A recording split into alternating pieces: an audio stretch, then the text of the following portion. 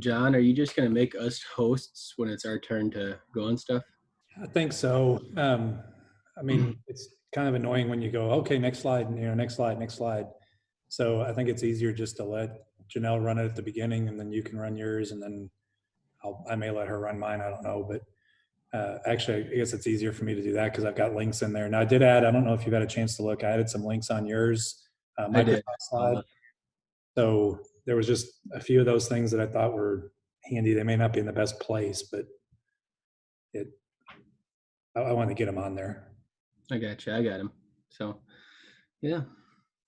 Okay, I'm gonna pull that point is have the PowerPoint pulled up so that when it's your turn, you can jump in and just use yours. Yep. I'm getting mine pulled up right now.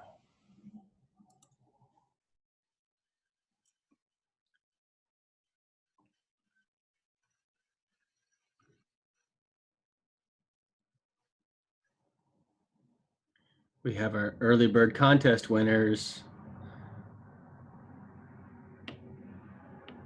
Ms. Rowe and Mr. Wright. And Kip, I appreciate all the stuff you put in the survey. I was reading through those last night and remember seeing your comments in there. So thanks for sharing so quickly. Ms. Rowe, you may have had yours in there, but I just specifically remember seeing Kip's stuff. So that's always handy to get that info.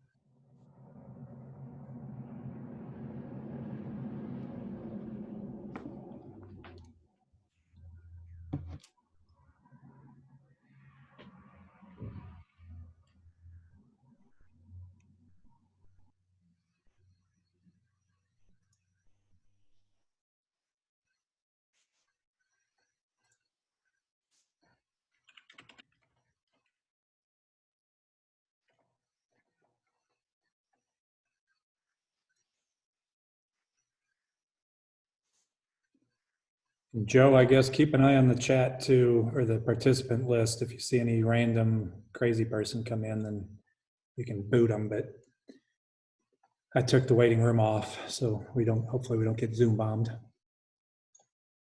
Not that I'm really worried about that, but.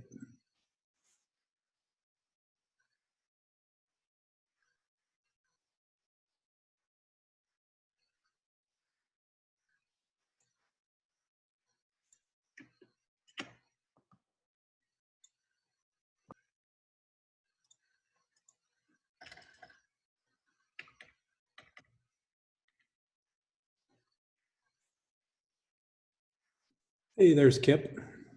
He's in outer space. You're muted still right now. There we go.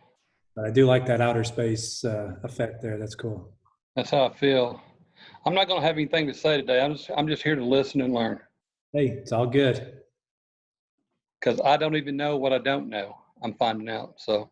Well, I saw that response or that comment in your response too, and that's true with all of us. I mean, yeah, they're all different ways, but the key to it now is we're getting a chance to do some stuff. People are figuring out what's working and what isn't working for them in various ways. So, all that's a positive.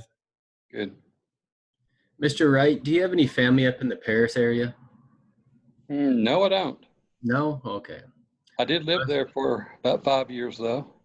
Okay. No, my grandma's her second husband was a Wright, so my uncle's a Wright. So yeah. But, hey John, do you want me to share my screen, or are you going to be sharing, or how are we going to do this? I'll let you share to start with. I was just getting the link dropped in for the view access to this, so hopefully it populates on all of our stuff. Okay. Yeah, I'm going to pull up I'm just going to pull up a copy, and they can have whatever the link is that you have. Yeah, it should show. Okay.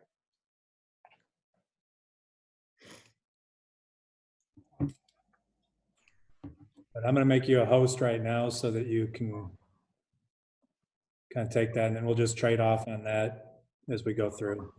Okay. Hey, Mr. Grafton, how are you? I'm not seeing a microphone for you and your camera's off. Hopefully you're hearing us at least.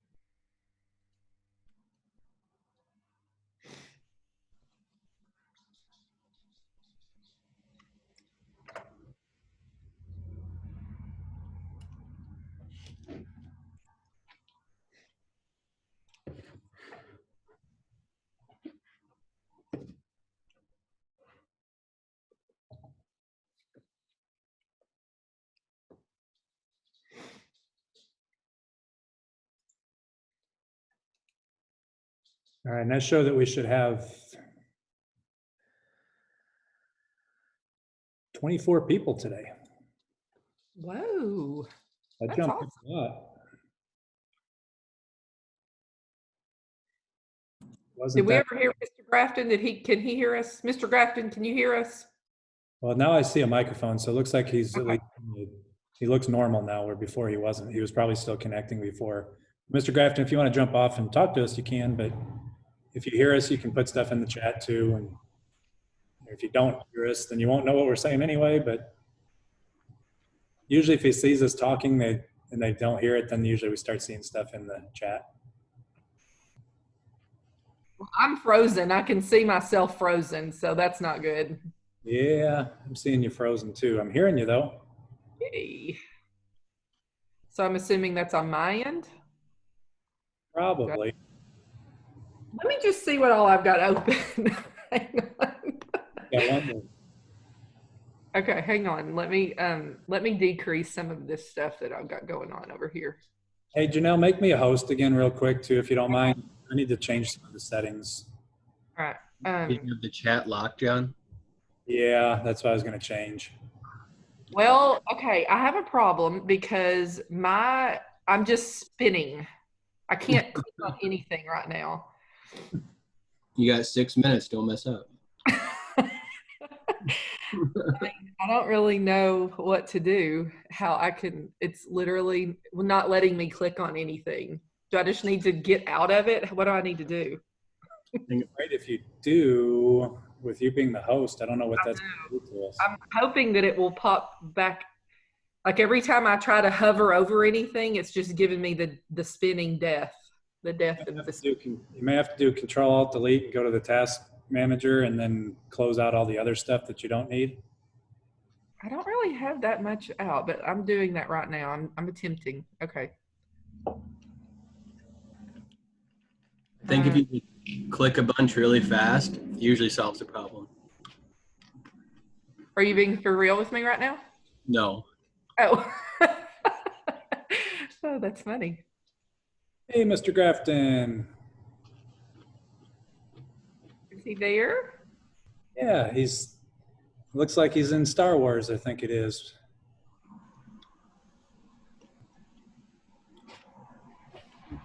Okay, I've ended every single thing. I have nothing open right now. Well, I guess you're going to have to kill the meeting, and if it kills us all, then just try to come back. You may come back as the host, or it may revert back to me. If we have to, I'll just start it up again, and we'll have to come back in again.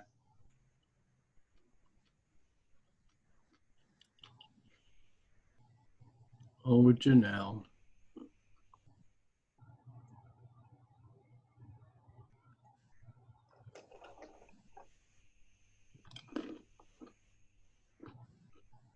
The joys of technology.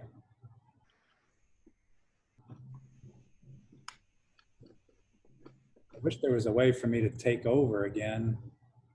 I wonder if I leave and come back in, if it'll give me host rights back. I may do that.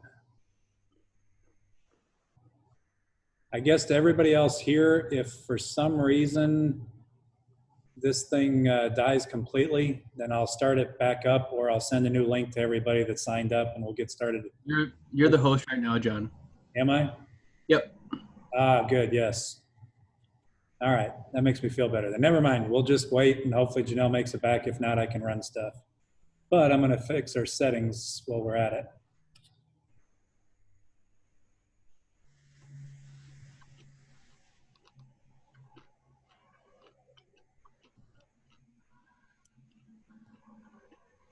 Hey, Hello, everybody. you're back. Okay. John, Hey. let me, hang on. I'm working. Now I need to, did you become the host again or do I need to do that? Yeah, no, it gave me back host rights, so. Sorry, I have no idea. That's the first time I've had that kind of trouble. I don't know what happened. It's that Winsboro network you got. For real. It's a real issue.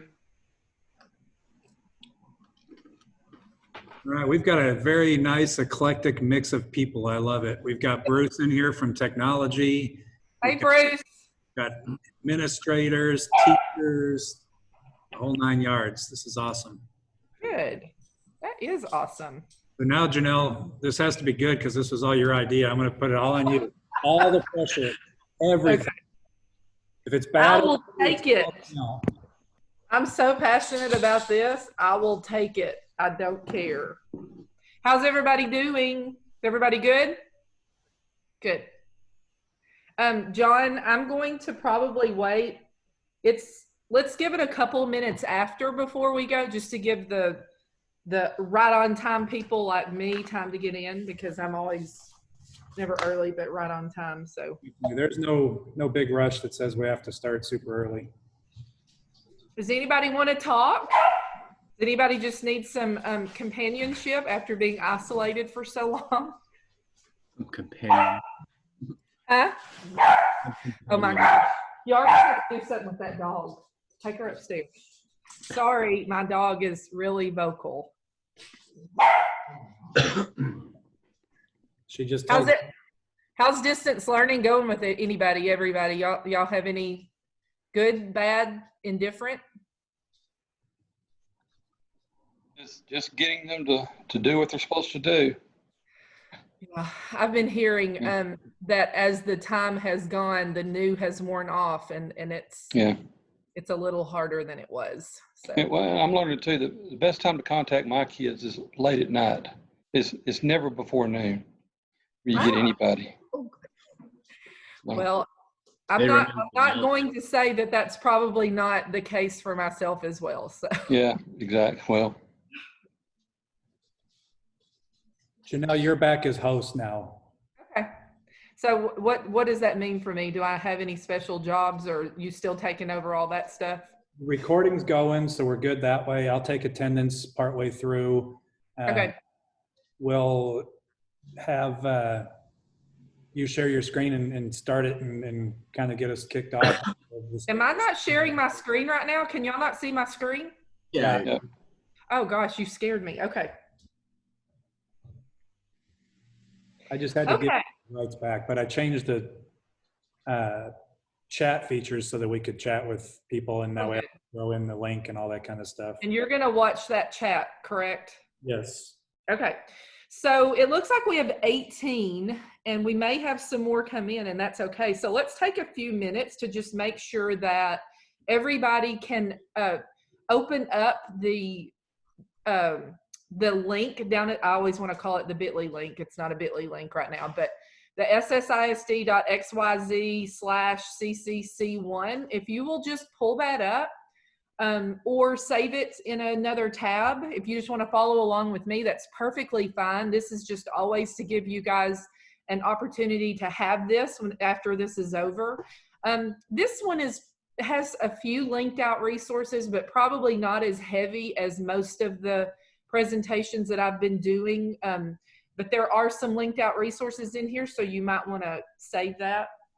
You're welcome to follow along on your own, or you can follow along on here, because we're going to be actually using it to go through also.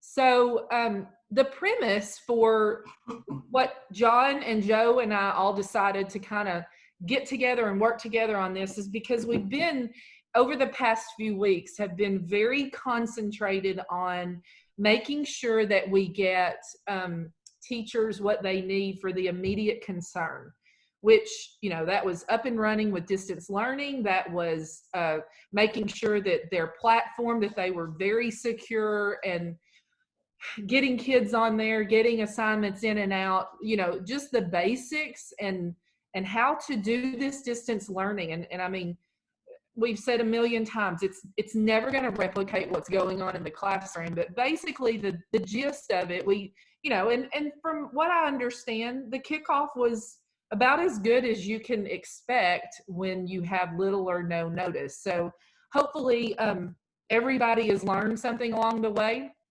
which kind of leads us into, we wanted to do something a little different. For John had one Tuesday, and then we've got this one, which is actually a series. It's a 2-part series, and I'm referring to it as the 4C series. But basically, we're going to tackle a couple of concepts in this presentation, and the next Tuesday, we're going to tackle the other 2, because we didn't think we could do it justice in one all together. So this week, we're going to be doing connect and collect, and that's basically going to focus on beefing up or fine-tuning your personal learning network. And, you know, I think it's never been more important that we have these skills and understandings about how to do this than it has been in the past few weeks. Because what happens is you are now at your house, you don't have that person, your PLCs are maybe meeting remotely, but you are all of a sudden thrown into this environment where, listen, I need ideas. I need people to bounce things off of. I know just personally, I'm missing the interactions that I'm having with the people that I work with. So we just thought this might be a timely thing for people to hear. We're going to go ahead and get started. So the first slide that you're looking at, it just is talking about, and let me minimize this so I can see what I'm doing.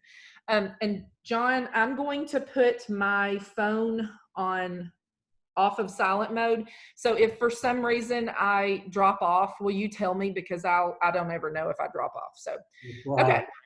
Okay. So discover options for growing your PLN. We're going to talk about what exactly that is.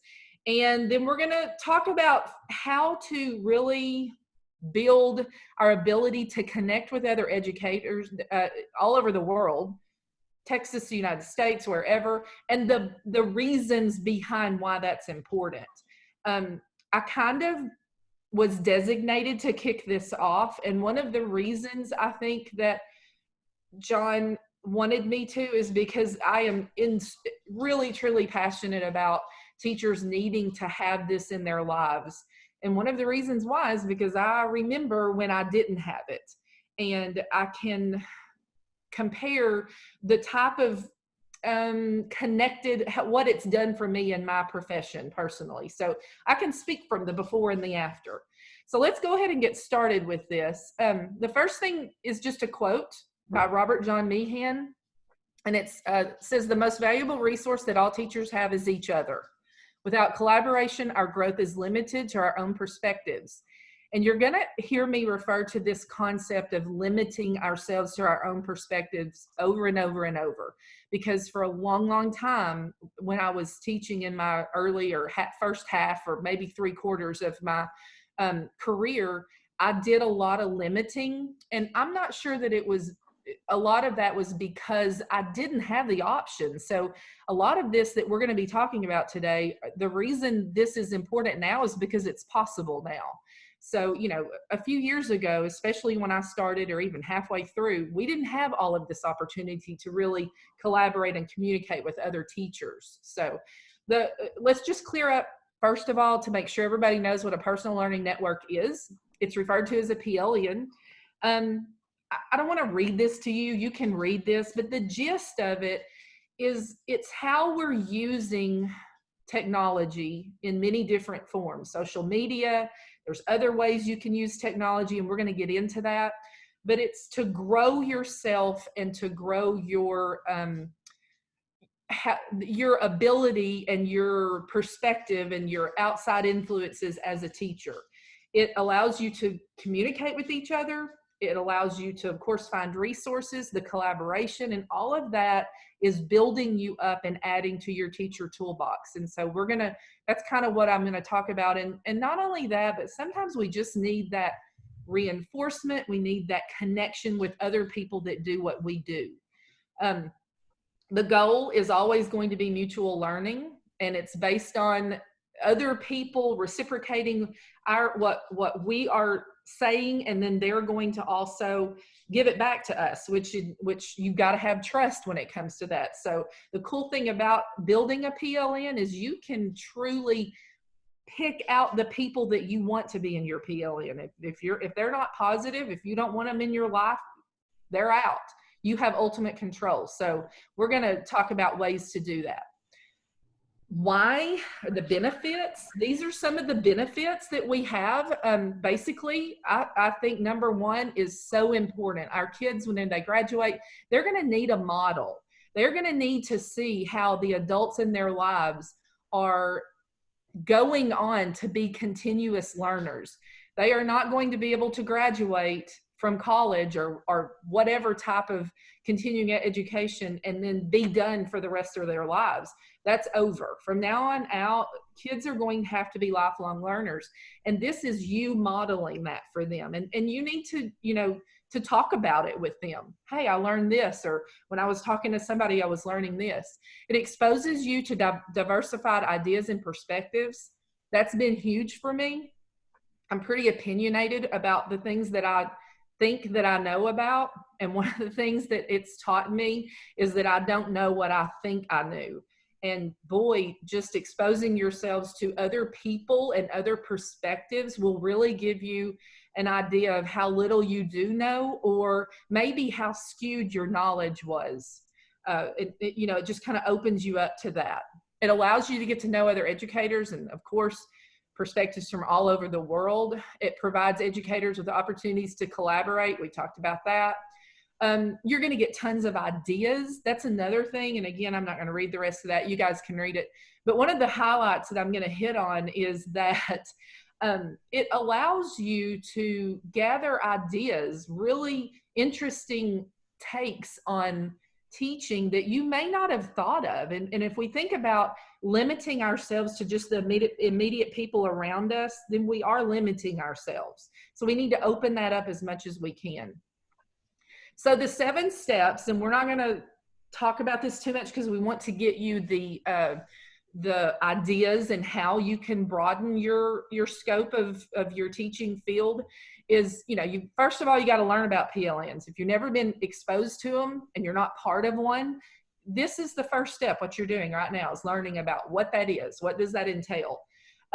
You've got to talk about tips, and we're going to give you some tips and tools to become a networked teacher, to get connected with other educators.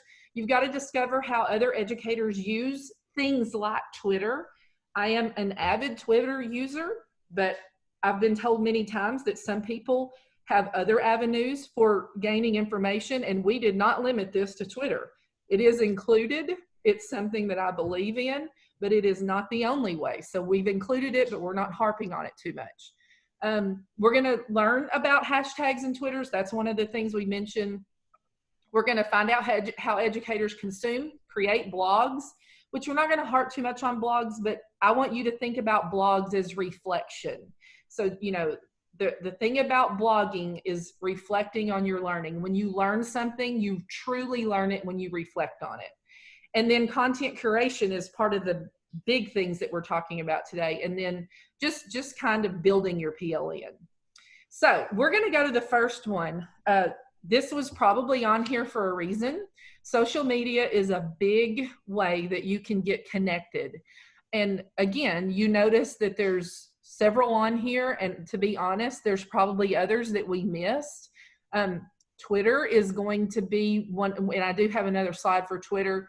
Facebook groups, I'm not a big Facebook person, but I'm in about, probably 10 Facebook groups.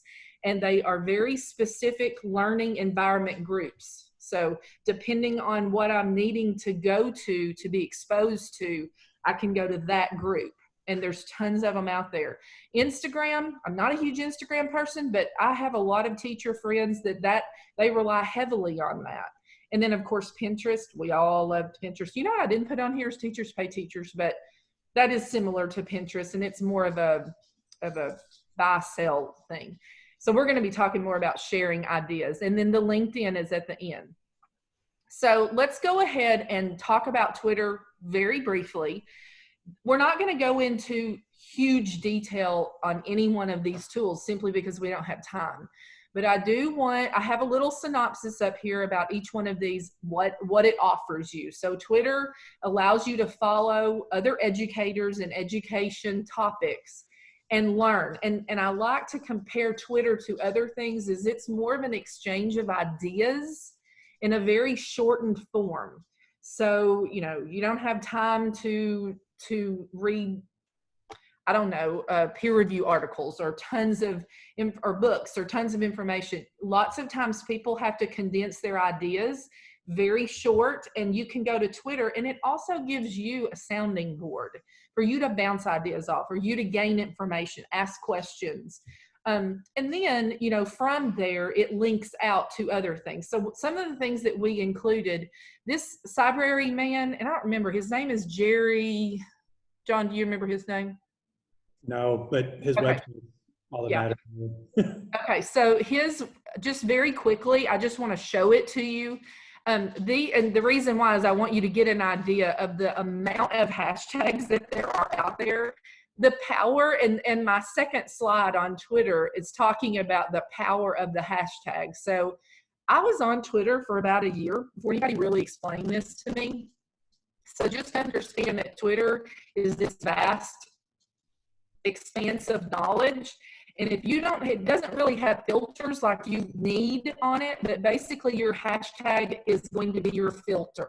So if you're looking for a specific topic and you are needing to know about math, or you are needing to know about makerspaces or ELAR 11th grade, or whatever your topic is, these hashtags are going to be how you filter that information. So I wanted to be sure and bring that out. And I mean, literally, there's so many. It's just unbelievable. Let me go back into my thing here. That's not it.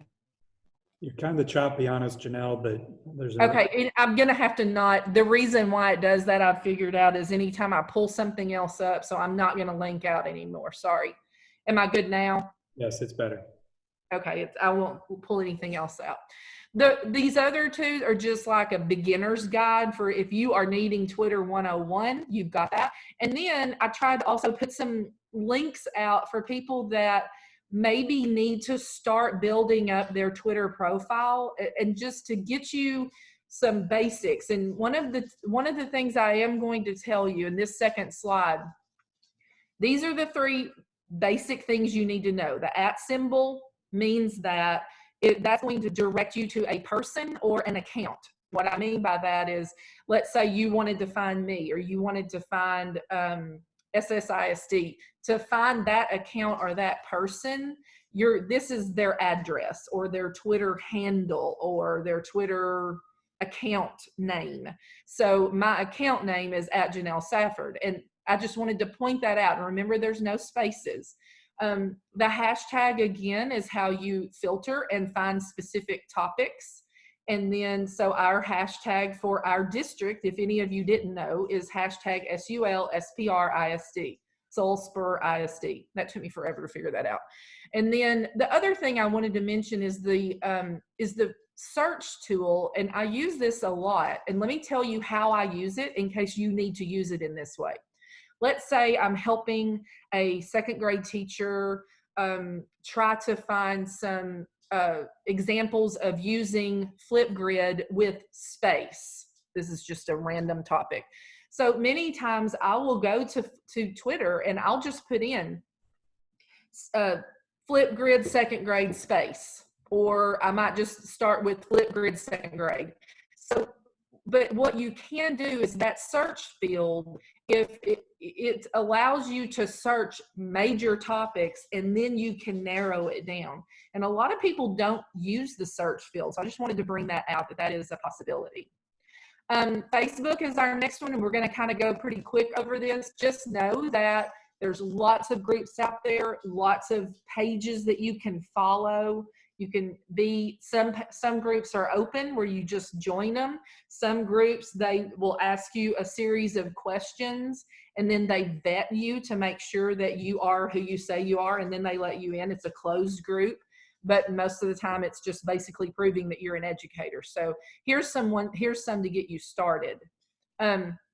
Instagram, again, lots of ways to get ideas from seeing pictures of what other people are doing. And I know that I'm talking right now about teachers taking in information, but you know, to be part of a PLN, especially after you get comfortable with it, is the give and the take. So, you know, once you start and you're comfortable and you figure them out, then another quality part of this, of being a part of a PLN, is the give, is you submitting your own ideas. And you'd probably be surprised. A lot of you guys think that nobody would be interested in what you're doing, and you would be surprised that there's so many people that would love to hear and see what you're doing. And I mean, another plug for that is your community. You're also building your reputation, and really our district as a general, when you put things out there that shows the great things that's going on in your classroom. It's a great community builder and support builder. Pinterest is another one. You know, I visit Pinterest all the time. If nothing else, lots of times I'll go see something and then go make it myself. Because many times Pinterest will lead to something you have to buy, and I don't hardly ever buy anything because I can make it. But it's a great way to get ideas. And I know a lot of you guys use Pinterest. You can make boards. John did want me to mention, and I actually had never been on this page, and it's amazing. John, how do you say this man's name? Mike Tolfson? Tolfson. So he is, I'm assuming, the education guru, or I know he works for Microsoft, but his boards are amazing. There's so many different Office 365, OneNote, Teams. He's got tons of ideas in there that uses our O365 tool. So I would point you in that direction. It's amazing. And then LinkedIn, I will tell you, I'm on LinkedIn. I'm not a huge LinkedIn person. It tends to be more business-like. But when I got to looking, there really are some good teacher groups. And, you know, whenever you read this 3 reasons why teachers should use LinkedIn, one of the reasons is just building your professional, public-facing identity. So that, I mean, not that we ever want to lose any teachers, but it's always good to have, you know, yourself out there in case you are in the market to grow or move or whatever. So it's if you read this little article, it gives you some good information about how teachers might need to use LinkedIn. And I almost skipped. Is this my last one? 2 more. Okay, so this, I promise I won't talk very long on it, but if you know me at all, you know that I am a huge podcast fan. And I want to tell you why I'm a huge podcast fan, because I'm a multitasker. I don't like to sit and read a book, and I don't even really like to, I hardly ever watch TV. If I am watching TV, I'm constantly doing something else with it. The reason I love podcasts is I have learned so much, and I've tried to put lots of choices in here for you. You can also research specific topics, but I've learned so much from podcasts because I can listen to it in the car. I can listen to it in the shower. I can listen to them when I'm putting my makeup on, when I'm doing laundry, when I'm walking in the afternoons. There's so many ways to take in content while you're also doing other things. So I just want to point you in the direction of podcasts. If you've never given it a try, it's amazing, not only for professional growth, but also just, I love murder podcasts. Sorry. I love true crime. I love anything murder. And so I kind of divide up my podcast time between murder and ed tech. And then on the face-to-face options, right now is not an option for us, but someday it will be again. So, you know, getting yourself in there and getting to conferences. local conferences, regional, state, national. There's lots of choices. Ed camps, 100% free. If you've never been to an ed camp, I really want to encourage everybody to try to get to one at some point in your life. And I would hope maybe someday we can actually host one here. But I usually go to about 10 a year. This year it's been about 5, I think. So maybe not as many. I used to go to more. I usually try to get to some in the summer, but it's basically you just show up, you tell them what you want to learn about, or you facilitate something, and it's 100% free. Always really good prizes. I've walked away with tons of stuff. So you're giving up an afternoon, a Saturday morning, usually from about 8 to 12 or 8 to 1 or whatever the time is, but really, really good. You just get in a room and talk to other educators, and that's what I love. And then, of course, workshops and meetups and coaching. So is this my last one? Yeah, because then Joe. Okay, so my last slide is just the various other things, other options. Reading other teachers' blogs that teach what you teach. Webinars, which, there's so many free webinars. And once you get on Twitter, you're going to be exposed to a lot of those. Newsletter subscriptions. I know some people freak out when they have lots of notifications in their email. I have right now 15,000 notifications, I think. So y'all probably would not, if you're one of those people, you need to never look at my phone screen. But I have one email that I literally use for all of my newsletter subscriptions. So they come in, and no, I don't read them all, but what I do know is that if I need them, I have them. And then John is going to give you some options in a minute, how you can curate some of that stuff that comes at you constantly.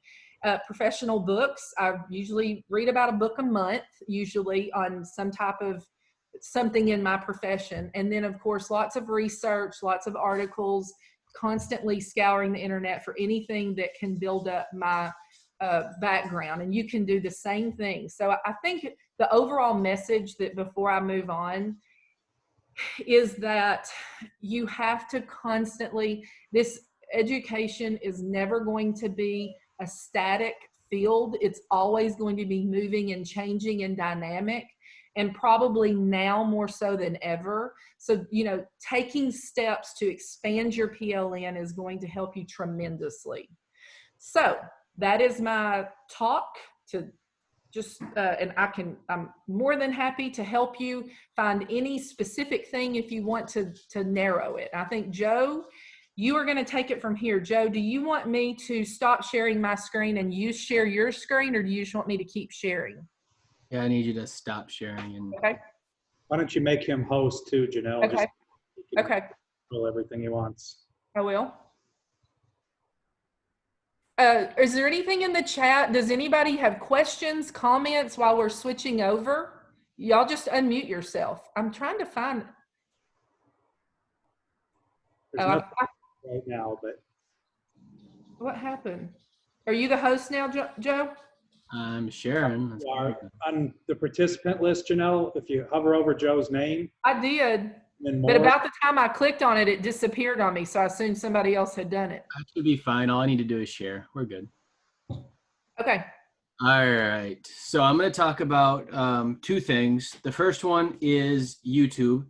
I don't know if any of you are like me, but I think YouTube has taught me more in my life than most other things.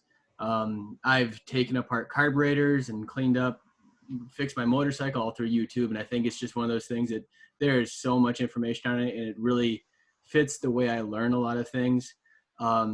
So just real quick about YouTube. One thing that's really important to understand is it is Google based. So YouTube is owned by Google. So if you have a Google account, if you have a Gmail account, you have a YouTube account. So you don't have to set up a different account for that. I've had a Gmail since I was 16, and that's the one that's linked to my YouTube account now. So it's all there. It may be beneficial to have a professional one that's not personal, one that's just related to your other ones, because there are a lot of videos on YouTube and we use it for a lot of stuff. But you may want to look at how do you separate what you view on YouTube professional wise versus leisure. So I'm going to go to YouTube. You can see here, one of my big suggestions with YouTube is never search for a video during the middle of class, because if you look here, like, you have no control over what pops up here.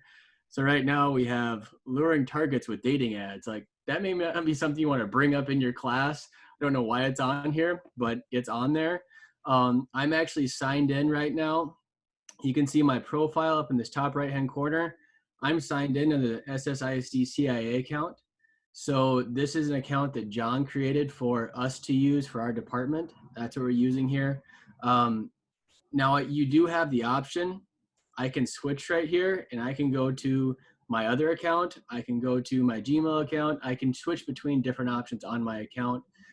So you do have some layers there where it doesn't make it difficult to manage multiple ones as you're going through. So I do want to talk about how YouTube is set up. YouTube, we have channels, then we have playlists within channels, and then we have just videos. It's kind of right now scattered between people who have collected and curated their own resources versus those that are just posting random videos. If we look over here, we can see that as our CIA team, we are subscribed to different channels. So if I click on Mike Tolfson, this is his channel. So this is his profile. These are all the things that he's either creating or adding to his channel. Under his channel, he has playlists. So if I click on playlist, these are grouped videos that all deal with a similar topic. Now you can subscribe to any of these you want to. So if you find someone, another one is like, is it Jerry Brooks? He has a channel. So you could subscribe to his channel. So then that would be right there on easy access. Now under the playlists, so if you're doing like AP Bio, there's some out here that have a whole series on AP Bio. You could share that entire playlist with somebody. So if you click on view full playlist, you have the ability to share that entire playlist just by copying that link and sending it. You could share that playlist with everybody. So you don't have to share each individual video. So that's a real quick way of sharing. So this playlist all has to do with this is Microsoft Forms quick tips. So now when we go into each video, you also have the option here is you can share by either clicking right here. You can share that individual video. You can also choose what time you want it to start at. So if you had a certain video and you wanted to start at 45 seconds because that's where the content you wanted to start at, when you copy that link, it's going to start at that time for you and you'll be able to share that with your students. You can also just copy up here if you wanted to, but this gets you a better, easier shareable link right down there. So sharing videos on there is really easy. Now, one thing we'll want to do is, because right now we're looking at the idea of, so I have all these resources, how do I begin to collect them to now be able to use them? To start that, you will need a YouTube account. So you'll need your own channel. And just by having an account, you already have your own channel. So let's say we're going through and I find a video I really want to keep. All I have to do is click on it. Now, once it's open, you have the ability to add to your playlist. So you can just add it right here and you can create a new playlist right now if you wanted to. I could create, so this would just be, if I was doing something on Seesaw and I wanted to keep that to a playlist, I could put that in there, create, and it would save to that playlist. So now when I go back, I can have all my videos on a certain topic saved and ready to go right in there. So the way you start to curate and save all these things is just by creating a playlist. It's on your channel. You can create a new one and just add it and go. I'm going to show you real quick what the SSISD one looks like. So I'm going to go to, where am I at? So these are all of our playlists that we have. These are ones we've created. So if I'm looking for a certain topic, all I have to do is click on it and I get to see all the videos I've saved to that playlist. So again, it's just a real fast way to curate and use that information. Oops, I stopped sharing. 1 second here. Hey, Joe, and I was just going to throw in too, you mentioned it already, but Just remember, as a teacher, if your kids have access to YouTube and you create a playlist, let's say you're learning about American history or colonial times or whatever, you could curate that playlist and then just share the link to the playlist to the students as well. So I was just going to throw that in there. Absolutely. So you could create your own unit playlist if you wanted to, like she's saying. So your whole unit, you could have all those videos ready and they can just click and go through. So with YouTube, there's also the YouTube Studio that I wanted to touch on real quick. So if you do have an account, you do have access to something called the YouTube Studio. And this is where if you create your own videos, you can actually just upload your video right from here. You just click upload, you find the video that's saved in your computer somewhere, wherever you recorded it. Of course, it may lag now. So we're going into YouTube Studio eventually. Let's see what it does here. So now we have the ability, all we have to do is find that video and upload it, and we'll be able to choose how we want it to get put in there. So it just pulls from our computer. But now that we're in here, this is our place where we can create videos, we can edit our playlist, we can change the descriptions, we can do all that kind of stuff right here inside the studio. So this studio part is another feature of YouTube. If you want to get more advanced than just having all of your stuff listed on that first page, you can kind of dig into here and start doing stuff in there. So that's just the basic thing on YouTube. And then I do have this link. This is something Janelle shared with me. These are 30 YouTube channels for teachers to subscribe to. These are just awesome. Like I started looking through some of these. Some of the names sound really familiar to me, but they all have different channels that they have created that have a lot of different content on them. With YouTube, you always want to go through and preview what you're going to put on before you share it with your kids. I know this crash course one, I've gone through a few of those, but there's some content in there that gets a little hairy once in a while. So you want to make sure that you've previewed before you share anything with your students. But these are all very good resources for everybody, whether it's for your own learning purposes or for your classroom. There's a lot of good things in here. So that link is on that slide, so you guys can go to there and look at that. All right, so the next thing I wanted to run across, and this is something for our district is especially important because we are Microsoft. This Microsoft educator community is a really robust training that that Microsoft offers. It's a group that once you're in, you can take courses, you can do these different learning paths. They have a lot of other resources. And the cool thing is you earn badges for everything you do. So you have point values and you earn badges. And really what you start to do is you start to create a profile for yourself. So I'm going to go ahead and show you my profile real quick. So these are all courses and pathways that I've completed. And for each one, you get a badge and you can go through and then you can use that badge. If you're going to present like on flipped instruction, you put this badge in there. Now that kind of makes you more reputable because it shows that you've gone through and you've done stuff with this. So this is really cool. Once you get into it, the skills you learn from it are phenomenal. It is the pathway to, if you want to become an MIE expert, which to me is like the ultimate goal of all this, is one day I'll be an MIE expert like Janelle and John someday. This is how you would do that. And that MIE expert program is a way for you to just, again, get out there. You earn this certification. Now, John, does this one allow you to, it allows you to get into the Twitter or the GroupMe? Yeah, you get into, there's GroupMe. If you're chosen as an MIE expert, which don't get caught up on the expert word there. What they're looking for is they're looking for educators that are actually engaging in Microsoft tools and that are using them with students and everything else. How you submit your self-nomination is listed on that site, so I won't go into all that. But once you're in that, then you get to become a part of the Facebook groups, specifically for the Microsoft Educator Group. you get to be on a monthly webinar or they give you updates of what's happening. The more powerful thing is in this connect session that we're doing is you connect with educators all over really all over the world. I've gotten to meet all kinds of people throughout the last several years from that group. And even this morning I was on a group meet, which also is just people individually start creating for all these. And then at that point, I needed some questions answered. So I got on my group me group and asked the question. And within 5 minutes, I had about 15 responses. So, you know, that dynamic is really valuable. Obviously, in our roles, it's even more important.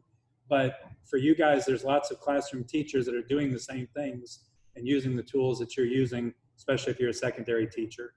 So it gives you, you know, access to more people to connect with, essentially.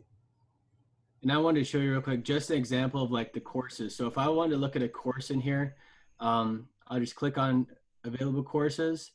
These are some that are in progress for me. So the things that I've started, but I'm not quite through with the program. Here's all the sorts of topics that are available out there. So you got 21st century learning design, accessibility tools, meeting the needs of diverse learners. So the content here is awesome. There's some amazing stuff in here. It's definitely one of those, if we want to go towards an individualized professional development plan, this is the kind of tools that we want to look at, because these have a direct impact on you as a learner and as the professional. You can choose what you need assistance with. If you need assistance with assistive technology, you can click on this, you can take this course, it gives you a description, you get to see how long it's going to take. And then when you're done, you get a badge or you get some kind of recognition that you've completed this. So those courses, again, they're really quick. They're really user-friendly to go through, and the learning is very powerful. And then the learning paths, those are just kind of clusters of courses that are thrown together that give you a little bit more holistic approach or understanding of that topic. So even if you're really curious about using Minecraft in your classroom, you can go through this and you can really start to understand, what does that look like in a classroom, or how do I set it up? These are from the people that created it. So they're going to be the experts on what you want to learn. So this is going to be the source you're going to want to go learn from. All right. Yeah. And then we do have a link in here for, again, that guy's YouTube channel. He has one out there. But I think that's it for me. I think we'll turn it back over to John. All right, if you'll let me share. It looks like you've already made that possible. Yep. All right, I'm going to try to balance my 3-screen approach here and see if I can make all this work for you. Want to just kind of follow up on a couple of things that Janelle and Joe have said, and I took notes kind of throughout the time, but I will say all of this, again, when we just kind of do what I'm going to call information dumps on you, this can get overwhelming. Remember, all you're trying to do is pick up an idea here or there. You're not trying to do everything in a day, but you've got time right now, maybe a little different than you had time before, and you have the summertime. Obviously, you're here because you're interested in figuring out other ways to do stuff. It would be really easy for us just to tell you, oh, we'll do this, this, and this, but you're probably not here if you're that type of person, because you're trying to get information to do stuff. But I'm just going to reiterate the fact that Janelle made the comment that education isn't static. And that's a really important concept. I know when I was in the classroom, I was always trying to create the perfect classroom. That classroom that I could then just repeat every year and do the same thing. And that never worked, because every year I had different kids, and every year I had something that, you know, just threw it off. And I also realized that what I did the year before necessarily wasn't all that great. So I'm preaching to the choir if you're giving up time right now this afternoon to sit here, but I just think that's an important concept for us to remember. And you finding 5 minutes, 10 minutes, maybe while you're waiting in line, you know, at a store, whenever those, you know, become the normal thing again to do. Or I used to look up a lot of stuff while I was waiting on my daughter at dance, and I had to, you know, pick her up. So you can get creative with the time periods that you're doing stuff. I will add this just as a little joke with Janelle. Janelle starts every sentence with, I was listening to a podcast. That's just me being a jerk to her, but she knows I'm kidding with her too. It's true, and Yeah. I do. She loves her podcast, and yes, she will tell you about all the murder ones if you want to talk to her about those. Her love of murder is a little scary, but Yes, it is scary. All right, so on my screen, I'm assuming you can see the PowerPoint right now. Real quick, I want to go back into, and I should have opened this up, but I wasn't planning well. Back into Twitter, because I just want to bring up a point about, Janelle had talked about blogs and where you can find information about blogs and things like that. So when you're in Twitter and you can get to anybody's profile page, and I can get to a profile page by clicking over here on their name or the picture. So if I take Felisa here, then she is an MIE expert. It's kind of funny that that's the first one that was in my list, but I can tell she's an MIE expert because she's here and because I've gotten to meet her. But she's out in Atlanta and she's an amazing educator. But if she had a blog, a lot of times people will put their blog here in the profile area of their Twitter account. They may not, because you only get one link, but you'll see that in a lot of cases. But you also then can usually see what sort of hashtags they're interested in. And so as you find things, you can find people and then you can find hashtags kind of back and forth working through that. If you look at my profile, not that I update my blog very often, but this is what I'm referring to. My blog is right here. So if you see somebody on Twitter when you're doing a search for them and you go, oh, I kind of like that person, they're putting out some interesting information, you might find that they have a blog and have other information that way. So it's just a way for you to be aware of how you can kind of connect in a little different way that way. You also can get onto twitter.com on a computer, and you have this search option even if you don't have a Twitter account. So if you're saying, okay, wait a second, you guys are way too fast for me, let me just start with something simple, and just get on Twitter and search. You could take that Cyberyman link that Janelle gave you, you see a hashtag that looks like it might pertain to a subject area you're teaching or grade level or something like that, click on it, come in here, and then search for that hashtag right up here. And all I would have to do is do hashtag in the letters and then hit enter. And obviously I am signed in, but here you can see all the things that are shared about our hashtag. You'll notice that it's Lisa and Janelle and myself most of the time. I'd love to see this thing fill up with all these great ideas that you guys find and you start sharing them. That's when this will really become powerful. Okay, and we had a really good start to that a few years ago, and then it's just kind of died off since then. But let me get back to the PowerPoint so that I'm talking about the stuff I'm supposed to talk about. So TCEA is an organization that I'm on the board of directors for. It's a Texas Computer Educators Association. Okay, this is not like ASCD, or it's not like ATPE. You know, you're not going to go get liability insurance from this. This is a learning community, a learning organization. Okay, more like ASCD would be, which is the curriculum directors one. It's got free membership up through May 8th. So if you'll click on this link, it'll bring you to this page. You just click join today and you can sign up for a free membership. That will give you access to all of the webinars that they do, which there's at least one every week. And you can get recorded versions of those. And then any other special online training that they do that's not a fee-based thing.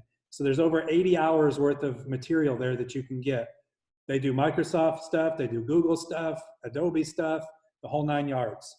It's an amazing resource, but it also has a community. So once you're a member, you go to membership here, and then you enter the community. The community, then there's an Area 8 educator community. So if you just wanted to connect with other educators just from our region, then you can get in and do that. I'm gonna tell you, I sent out a thing to principals. I'm hoping that they sent this out to all of you, but I sent it to them at the beginning of the week.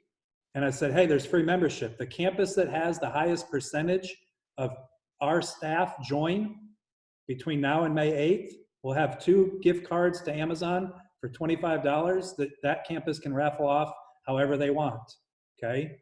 And then if you join and you get into the community, the educator community, later on today, I'll be posting in that educator community how you can win more things for being active in there.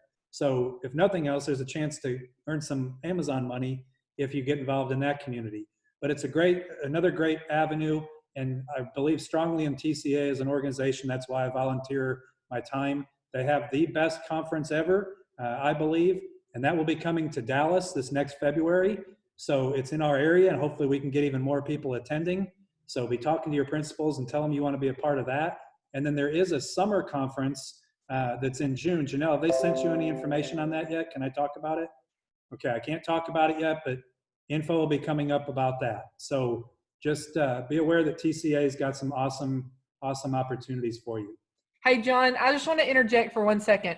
I want everybody to understand that a lot of people think TCA is only technology, and it is. It's generally has to do with technology, but I do want you to know that when you go to that conference, you are getting real-time classroom teaching and learning strategies. So it uses technology for that, but it is not highly technical. And I just want to make sure that educators understand that. Okay, go ahead, sorry. You're okay. I'm just gonna pull this up while you're doing that so that I can get GridPal showing. So Flipgrid, anybody that knows me knows that my favorite ed tech tool is Flipgrid. And it's because of all the extra things that you can do. And Flipgrid is adaptable to basically any subject area. You know, anything that happens in schools, Flipgrid could be used in some form or fashion. Not to say it's always the tool that makes sense for that, but it can be used. So another way you can connect is once you have an account, up here at the top, there's a thing called #GridPals. And it's just that. Think about pen pals back in the day, okay? If I wanted to connect with somebody in, you know, a librarian maybe, this is going to show me all the librarians around, okay? And I could then go to specific locations as well, but maybe I want to find, you know, a librarian in Illinois. So I know that there's this one up here. And when I click on that little plus, it's going to give me access to information about that. Now that's limited to the information that that librarian wants to share. So she's only sharing a Twitter handle. I share Twitter and LinkedIn and Instagram, I think, on mine and my blog probably. But now I can go ahead and click on that, and it's going to bring me out and let me see what's happening with her on Twitter. So I see she's not real active on Twitter probably. She only has 12 followers and is only following 60 people. That's okay. She's using it for what makes sense for her. I'm actually in this picture. That's kind of funny. But anyway, this was from the first Flipgrid meetup that they had back at ISTE a few summers ago in San Antonio. And so again, another way that as you get connected with some of these communities, you end up meeting people at a conference face-to-face or other ways, and it just continues to grow. So the thing I love about Flipgrid is it has that added little benefit to it of the GridPals. And to me, getting a classroom connected, you know, I'm going to be studying Alaska, you know, next month. Why not get connected with a classroom in Alaska, and at some point during that unit, have the teacher, you know, do a Zoom or a Skype call with you. Have the classroom do something interactive. Have the kids do something that they don't ever have to see each other in a live session, but they're going to communicate through, you know, shared documents or something like that. So awesome, awesome opportunities for you with Flipgrid and the GridPal component that's there. So the next one here is kind of a tease for our session on next Tuesday, which will actually be about curating, which is what we're going to do as we go through and gather all this junk. Now we got to put it somewhere so that we can keep it organized. So we've got the curation part and then the create. But Curate, Wakelet is a great curation tool, okay? There's a million other ones out there. Pocket's one that I know Janelle's used for years. But I like the simplicity of Wakelet. I can use it on my phone. I'm looking at an article. I can go to the share button. It says share to Wakelet because I have the app installed. And then I just share it to a collection that I have there. But you can also follow educators. So I'll let you guys explore this a little, and we'll talk more about it on next week. So I'm not going to go into the site itself. But if I want to follow Janelle, I can go to her page, and then I click follow. And I can find her page through collections. And a Wakelet collection is just that. It's a web page that has all kinds of resources in it that person decided that they wanted to put in that collection. So you might even do that with your students. You might put, you know, a Unit 1 collection together that has articles and videos and some text and some document links, and you drop those in there, and then those kids can always refer back to that. The other way this could be used that to me would be super awesome is through student portfolios.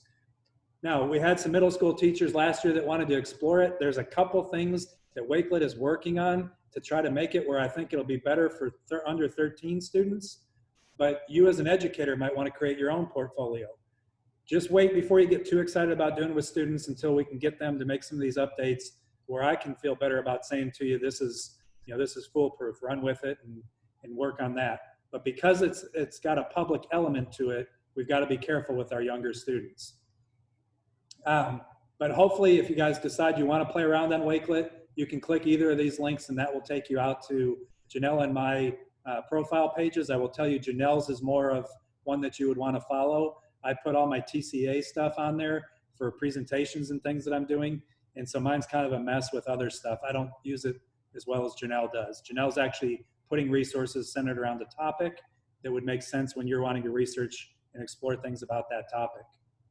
Yeah, and John, I was going to tell everybody that is how, like if a teacher needs resources on something, I'll create a collection, drop them all in there, and then the beauty in it is that you share it with one link. And I think it would be the same thing if you needed to share several different things and you didn't want to share them all separately with kids. You just add them all into there and share them with one link. That's what I really love about that. Yes, and Wakelet has several hashtags on Twitter. If you just search Wakelet on Twitter, you'll be able to see things. You can see the Wakelet Wave hashtag and some other things they're doing. They're another group that's got a really awesome community built up around it. And I guess I want to finish before I turn over the controls, so to speak. I just wanted to point out Flipgrid's account because this is the community that to me has really changed my I guess trajectory or whatever you want to call it towards education or with education. And I was hoping, I didn't type in the hashtag, sorry. There's several hashtags that they use, but when you're in here, you can also search for that hashtag and then you have options up here at the top to search for the top tweets about that topic. Or you can go to the latest ones so that if you're in a Twitter chat, you can see what's being posted right now. But you also have this people option. And so if I knew that I liked Flipgrid and I wanted to learn more about it, I could always search for hashtag Flipgrid, or if I know some of the other hashtags that they use, like Flipgrid Fever, things like that, then I can come and I can see them. These are people that have used that hashtag in some form or fashion. So we see Janelle's right up here at the top of the list. She's got their Twitter handle in it. She's got the @ hashtag or @ Flipgrid part of that. So that's another reason why she's showing up there. But these are now people that I might want to follow because I know that they're involved in tweeting about something I like. So the same thing, if I wanted to do, I got Amy here. She's a leader. So Sat Chat for Saturday morning chats is a great hashtag. If she's wanting to find some people that are doing stuff and tweeting during Sat Chat, she might go through and just start looking at this list and seeing if she finds, principals or assistant principals or whoever it is that she's looking at. Here's a principal here that's doing something about it. So I could then click on that and I could see what sort of things he might be tweeting. And that's going to bring up everything that he's tweeting about, not just that hashtag. Okay. But that's just some other Twitter stuff that you can do kind of quickly to explore that. That's why I say that's a great starting point. Just get on the Twitter search and don't even worry about having an account right away. But we're kind of at that, ending time, so I could talk about this forever, but I will be quiet now. I'd like to get feedback, questions, comments, whatever you guys have. You can come off of mute, or you can start something in the chat window, and we can, kind of call on you if you get to where you're kind of waiting on somebody. But feedback on this, was this helpful? Questions, things you think you might want to try, over the next few days or next coming weeks.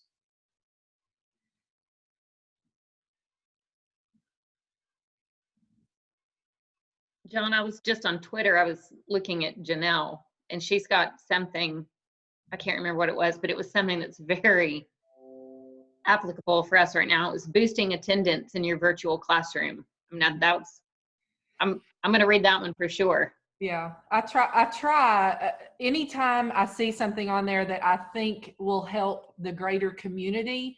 I'm a big retweeter and I retweet with comments a lot. Just because, if it means something to me, I really believe that it means something to others. And that's my little way of trying to get that message out. Sometimes I'm a little controversial on Twitter. I tend to be pretty opinionated and I'm going to tone that down. But anyway, yeah, I love it. It's just, it has completely changed my outlook on public education. And that's not a subtle statement. And you could not have told me that 5 years ago. I would have argued with you until I was blue in the face, but I am a true believer in the ability to get connected and what it does for you. So I'm just, I'm not a spring chicken. This is 26 years. And I will tell you that it has changed me. Yeah, Twitter is amazing. I'm going to bring this up again. I said I'd shut up, but I never can. But this is my Twitter direct messages. And I just show you this because here I'm in a Wakelet Ambassador group, a Wakelet and Microsoft group. I've got other ones. I've got a group, and we call ourselves the Flipgrid OGs, just people that I got to know in the first meetup that they had. And it's about 6 of us. And I mean, I would consider them as good as any friend that I have locally, and probably better in a lot of ways. I share things about my family with them, but all of that's come through getting connected in different ways. It doesn't happen overnight. Twitter takes a lot of time to build up into that level, of interaction and things. And it also takes doing what Janelle does of going out to conferences and things. These are people, a couple of them are local, but one's in Florida, one's in Indiana, one's in New York, and then another one in California. And we're connecting through this and communicating on a regular basis, okay? It really makes a big difference in the long run, the more connected you get. And as Janelle was saying, it's not about a popularity thing. It's not about, oh, man, look at me. I'm better than you because I'm connected to 500 educators and you are just, connected to your PLC in Sulphur Springs. That has nothing to do with this conversation. As Janelle said at the very beginning, it's the reality of I'm getting exposed to more and more things. The reality is I steal all kinds of great ideas. People think I'm smart. No, I just know where to find things. I mean, I think I'm kind of smart, but the reality of that is I take great ideas from other educators. And in a classroom setting, it would look different. I've got to be connected because of the role I'm in so that we can make sure we get you guys the information you need. Every morning I start off looking through some of the Microsoft groups. That's just part of that stuff that I have to do before I go to sleep. I'm in my educator groups catching up on what I need to catch up on because I might find that somebody else is doing something that's having the same problem or whatever else. And that's how you get the support that we can give you. So, But I do want to tell everybody, even though we're talking about this in our role, I will tell you the vast majority of the people that I see on Twitter are they're just classroom teachers. So please don't get the impression that you're going to get in there with a lot of technology people or instructional tech people. It really is not. I mean, the mesh of the ability to learn from other, and the cool thing about it is you mold your environment to fit you. That's what's amazing is your ability to personalize it. So it really is not just all us. It really is, you're communicating with people that have the exact same interests, outlooks as you do. But at the same time, you're exposed to other things. So I didn't want this to turn into a Twitter thing, but it might actually be a good idea, and we hadn't talked about it, to have just like call it a Twitter workshop and if somebody wanted to get started from the ground up, that might be an idea. I don't know if anybody's interested in that, but possibility. We'll talk about it. Yeah, we've done some of those in the past, and we definitely can do them again as we know we have interest in those kind of things. But it is 4 o'clock, and we've got another meeting we've got to get into at 4:15. And I'm sure you guys Hey, John, don't forget to tell them about next week's. Put that up there. Yes, I lost my share screen option here. Hold on. Maybe I'll get to it sooner or later here. You want me to just do mine? I think I've got it now. Okay. Because really, this is going to be the reason it's part 1 and part 2 is because it does you no good to find all this stuff if you can't collect it in some organized way. And so next week is going to be, okay, now that we've been exposed to all this stuff, how are we going to collect this stuff and organize it? And that's kind of what's coming up next week. And as Amy said too, this is the information for the session that Janelle mentioned. But if you guys want to follow us on Twitter, then you can do that as well. But you can look through other people's lists on who they're following and then steal people to do from that too. If you want more information on that though, hit us up for sure. We're always excited about sharing different resources and different people that you can get a hold of on that. Thank you for coming. If you have anything, I see something coming in the chat. So give me 1 second to check that out. Yeah, they'll all be recorded, all of them. We'll record all of them. And I know we've gotten some feedback from Terry McCoy also on some things that she's found in the educator community and Twitter and all that. So again, communicate with us as you have questions, as you have needs. We'd love to expand on anything that we talked about individually with you as well. And we really appreciate you coming. It does mean a lot to we have active audiences. You know, it's fun to be able to share the stuff that we're passionate about. So thanks for being here. Thanks, everybody. Y'all have a good weekend.